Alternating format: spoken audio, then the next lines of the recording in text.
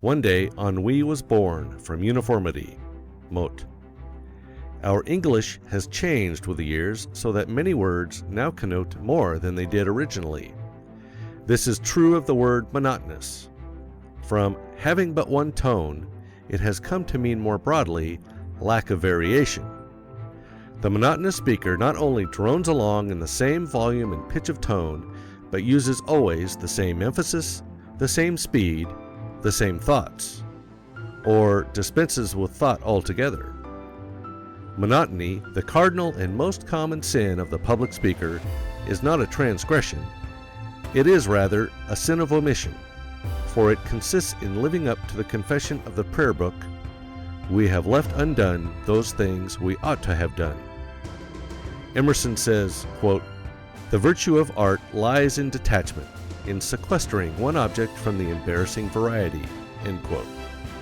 That is just what the monotonous speaker fails to do. He does not detach one thought or phrase from another. They are all expressed in the same manner. To tell you that your speech is monotonous may mean very little to you. So let us look at the nature and the curse of monotony in other spheres of life. Then we shall appreciate more fully how it will blight an otherwise good speech. If the Victrola in the adjoining apartment grinds out just 3 selections over and over again, it is pretty safe to assume that your neighbor has no other records. If a speaker uses only a few of his powers, it points very plainly to the fact that the rest of his powers are not developed. Monotony reveals our limitations. In its effect on its victim, monotony is actually deadly. It will drive the bloom from the cheek and the luster from the eye as quickly as sin, and often leads to viciousness. The worst punishment that human ingenuity has ever been able to invent is extreme monotony, solitary confinement. Lay a marble on the table and do nothing 18 hours of the day but change that marble from one point to another and back again, and you will go insane if you continue long enough. So this thing that shortens life and is used as the most cruel of punishments in our prisons is the thing that will destroy all the life and force of a speech. Avoid it as you would shun a deadly dull bore. The idle rich can have half a dozen homes, command all the varieties of foods gathered from the 4 corners of the earth, and sail for Africa or Alaska at their pleasure. But the poverty-stricken man must walk or take a streetcar. He does not have the choice of yacht, auto, or special train. He must spend the most of his life in labor and be content with the staples of the food market. Monotony is poverty, whether in speech or in life. Strive to increase the variety of your speech as the businessman labors to augment his wealth. Bird songs, forest glens, and mountains are not monotonous. It is the long rows of brown stone fronts and the miles of paved streets that are so terribly same. Nature in her wealth gives us endless variety. Man with his limitations is often monotonous. Get back to nature in your methods of speech-making. The power of variety lies in its pleasure-giving quality. The great truths of the world have often been couched in fascinating stories. Les Miserables, for instance. If you wish to teach or influence men, you must please them, first or last. Strike the same note on the piano over and over again. This will give you some idea of the displeasing, jarring effect monotony has on the ear. The dictionary defines monotonous as being synonymous with wearisome. That is putting it mildly. It is maddening. The department store prince does not disgust the public by playing only one tune, "Come buy my wares."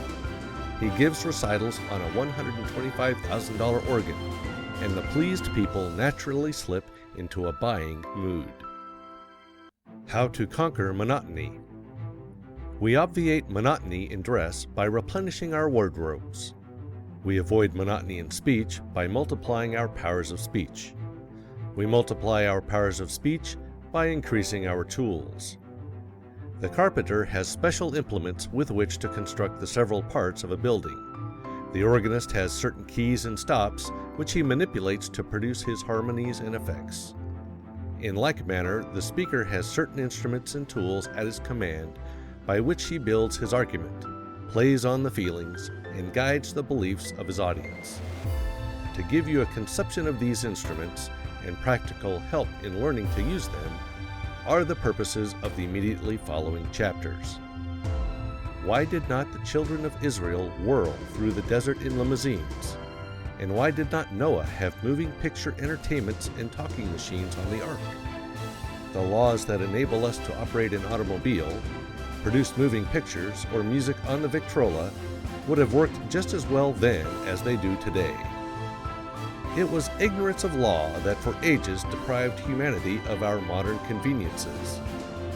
Many speakers still use ox cart methods in their speech instead of employing automobile or overland express methods. They are ignorant of laws that make for efficiency in speaking.